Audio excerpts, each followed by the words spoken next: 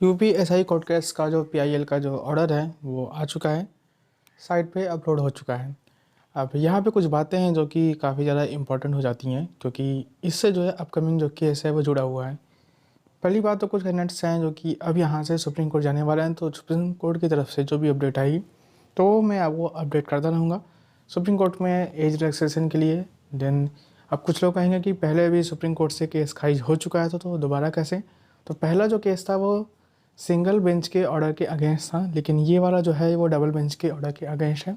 मतलब as a PIL form में इस बार जो है ये पीआईएल के अगेंस्ट में है, मतलब कि पीआईएल दाखिल की जाएगी सुप्रीम कोर्ट में। तो जब भी अपडेट होगी तो वो मैं आपको अपडेट कर दूंगा। मैं फिर से बता दूं कि स्टे ले लेना, वो भी जब भर्ती शुरू हो चुकी है, एग्ज़ाम शुरू हो चुका है। ये कोई ऐसी चीज़ नहीं है कि 2 मिनट में हो जाएगी या इतनी आसानी से हो जाएगी, बाकी आप सभी जानते हैं।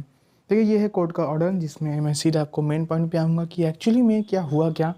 एंड सिंगल बेंच में भी जो चीज़ें हुई आपको देखने को मिल जाएगा कि अप्रॉक्सीमेटली वही चीज़ें डबल बेंच में भी हो गई।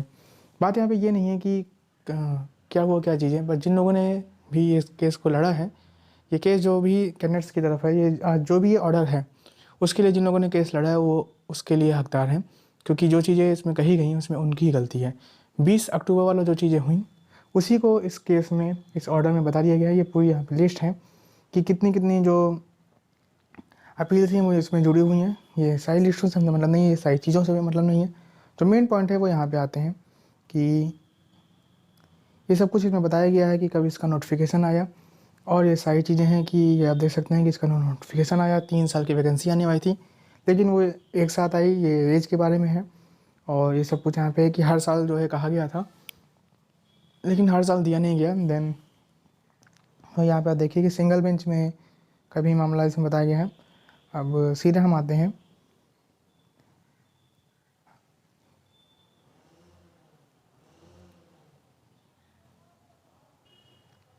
देखिए यहाँ से शुरू होता है मेन चीज़ें, ये वाले पॉइंट से, कि ये मामला है सुप्रीम कोर्ट में जो केस किया गया था उसका। 20 तारीख को ये मामला खारिज हो चुका था, और ये सारी चीज़ें हैं। अब यहाँ पे आप देखिए कि जब सुप्रीम, ये लाइन को आप देखिए कि जब सुप्रीम कोर्ट की तरफ से डिसीजन आ चुका था तो इसमें क्लियरली ये चीज़ जो जज साहब हैं उन्होंने बोल दिया है कि अगर हम इसे एक्सेप्ट करते हैं, देन हम इसमें कोई डिसीजन देते हैं तो पूरी तरीके से इसके कॉन्सिक्वेंसेस काफ़ी ज़्यादा भयानक होंगे और हम ये काम नहीं कर सकते हैं। क्लियरली ये लाइन मेंशन है जो कि मैं चीज़ें बोल रहा हूँ। यहाँ पर देखिए, this is going to create an enormous condition and therefore we are unable to accept the argument of the learn counsel for the applicant that even if an order is passed by apex court dismiss the special leave petition in limine, a review petition thereupon is maintainable in high court, thus this court can take a different view in matter। आसान शब्दों में आप समझ जाइए कि clearly ये चीज़ बोल दिया गया है कि या देख लीजिएगा कि क्योंकि सुप्रीम कोर्ट से मामला खारिज हो चुका है तो जो है हम इसमें किसी भी तरीके का कोई भी आदेश नहीं पारित कर सकते, क्योंकि सुप्रीम कोर्ट की तरफ से अगर किसी याचिका को खारिज कर दिया जा चुका है देन हम उसको एक्सेप्ट करके उसमें आदेश नहीं सुना सकते। क्लियरली ये चीज़ बोल दिया गया है। और यहाँ पे ये भी पाया गया कि कुछ लोग थे जो कि सुप्रीम कोर्ट में भी याची थे और इसमें भी याची बने हुए थे। रूल्स के अकॉर्डिंग आप एक बार में एक ही जगह पे याची बन सकते हैं। तो ये पूरा मैटर है जिसको आप लोग देख सकते हैं, एंड ये सारी चीज़ें यहाँ पे मेंशन है।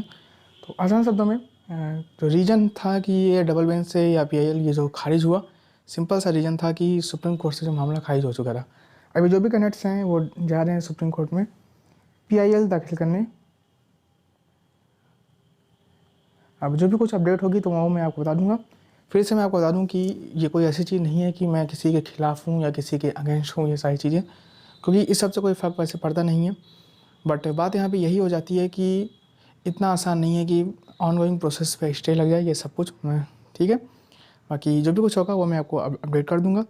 एंड अगर ये चीज़ें गवर्नमेंट की तरफ से सुलझ जाती हैं या 1 साल का ही AWS या किसी भी तरीके से या कोरोना के कारण ही अगर दे दिया जाता तो ये तो ठीक होता, लेकिन अब गवर्नमेंट ने ये चीज़ नहीं किया है तो अब इसमें जो भी कुछ है वो यही है। Have a nice day, best of luck.